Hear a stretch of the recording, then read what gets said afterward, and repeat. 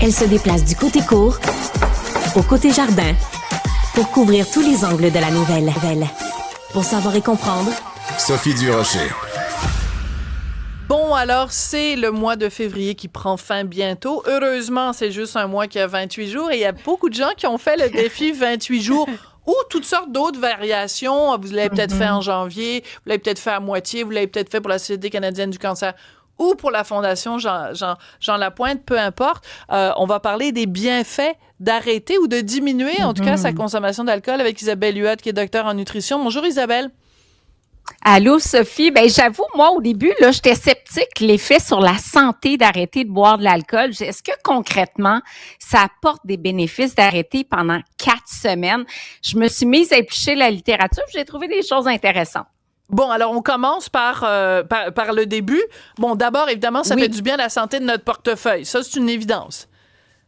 Ben oui, parce que, regarde, si tu calcules 2 bouteilles de vin, un couple, par exemple, par semaine, on peut, tu dis un vin entre 20 et 25 $, on économise facilement entre 160 et 200 $ par mois, donc durant le mois de février. Et là, tu dis, ben avec ça, je peux acheter un cours de cuisine santé, je peux aller faire 2 belles journées de ski alpin, je peux acheter un air fryer.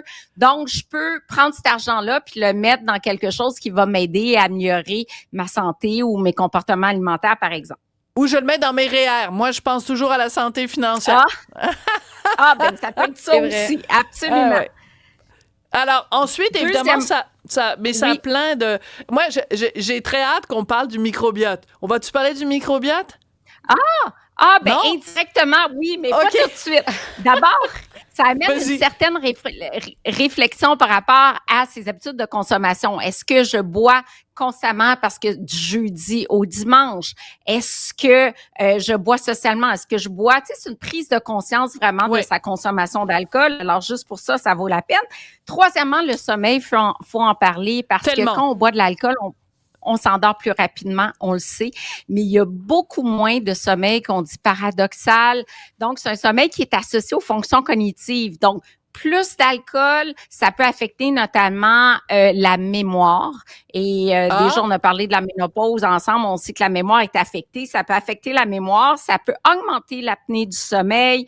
On sait que l'alcool, c'est diurétique, donc on peut se lever plus souvent durant la nuit pour aller aux toilettes aussi. Plus de réveil nocturne, le sommeil est moins réparateur et quand on dort moins, ben on a plus d'appétit, plus de rage pour des aliments riches en sucre. Oui, absolument. Et parlant de poids corporel aussi, un mois sans alcool, tu sais, l'alcool, c'est 7 calories au gramme.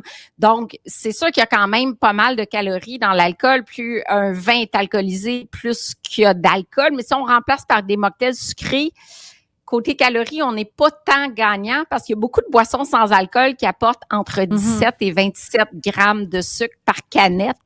Donc, ça fait entre 3 et 6 cuillerées à thé de sucre. Ça peut faire quand même pas mal de calories. Fait que ça dépend par quoi on fait la substitution, là. Mais tu m'as envoyé la liste ce matin de tous les bienfaits et je t'avoue qu'il y en a 2, moi, personnellement, qui viennent me chercher parce que je l'ai expérimenté. Premièrement, la peau est vraiment plus belle. Vraiment plus belle. Et si vous le faites plus qu'un mois, on voit vraiment la différence. La peau est beaucoup plus hydratée parce que l'alcool veut pas, ça assèche, ça déshydrate. Mais j'ai une question là-dessus, Isabelle, parce que justement, tu sais, je pense qu'il y a beaucoup de gens qui peuvent se dire, OK, pour la peau, c'est vrai, mais mettons qu'on boit un verre une fois de temps en temps la semaine. Mettons une fois par semaine, on boit. Mettons un 4-5 consommations de soirée. Non. Est-ce que ça a vraiment un impact sur la peau d'arrêter ça complètement? Ben, si c'est 4-5 consommations dans une soirée, c'est ce qu'on appelle presque une consommation binge drinking, là, dans les études. Donc, ça peut amener des rougeurs, de l'inflammation, augmentation des marqueurs inflammatoires, oui. Mais si on dit, je prends 2 verres de vin dans ma semaine en mangeant, ben, c'est sûr que c'est pas le même impact. Le pire impact de l'alcool, c'est quand on a une consommation abusive un soir versus on prend un verre de vin rouge en mangeant 2 soirs dans la semaine. Ça, il y en a pas de problème. Mais je pense que Cybèle, elle demande pour une amie, hein, elle, c'est pas son cas. Ah, elle demande vraiment pour une amie. Absolument là. pas, là. Et ça affecte le sommeil, si belle, puis le lendemain, plus de rage pour des aliments sucrés. Mais l'impact bénéfique du mois sans alcool est réellement sur les marqueurs hépatiques, les enzymes hépatiques. Déjà qu'on prend un groupe qui arrête de consommer de l'alcool pour un mois, puis on regarde les marqueurs, qu'on prend un bilan sanguin annuellement, puis on va regarder l'ALT, l'AST, donc des marqueurs de la santé du foie. Il y a une chute considérable de ces marqueurs-là. Il y a également une chute de la tension artérielle. Il y a une amélioration de la sensibilité à l'insuline. Donc, il y a réellement un impact sur la santé métabolique de réduire ou d'arrêter de consommer de l'alcool. Et même 4 semaines, ça peut faire une différence. On parlait de la peau, on parle du poids corporel, on parle du foie et des marqueurs inflammatoires, des cytokines, entre autres. Alors, moi, je te disais qu'il y avait 2 éléments qui m'intéressaient. La peau plus hydratée et l'anxiété. C'est fou parce que trop souvent, on va prendre de l'alcool parce qu'on est un peu déprimé et on oublie à quel point l'alcool est un dépresseur. Or, on s'en sert comme antidépresseur. Quelle mauvaise idée! Ben oui, parce que ça apaise l'anxiété à court terme. Hein. Tu prends un verre d'alcool, un verre de vin en arrivant du bureau, je me sens plus relax.